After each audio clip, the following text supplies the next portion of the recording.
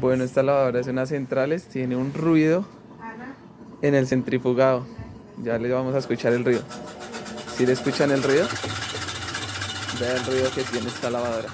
Entonces vamos a revisarla, a ver qué es lo que tiene. Vamos a darle play para evitar que se dañe. Acá la apagamos.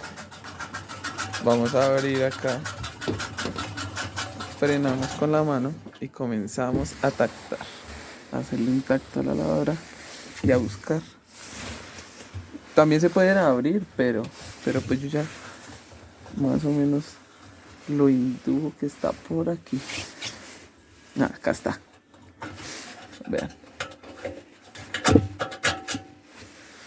Ahora vamos nuevamente a ponerla. Ya le quitamos la varillita.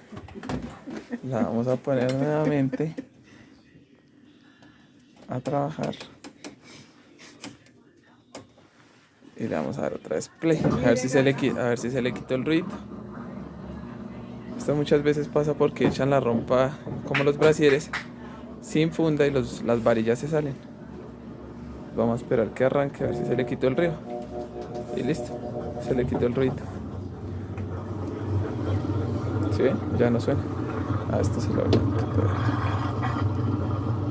¿Sí ven? Fácil y sencillo.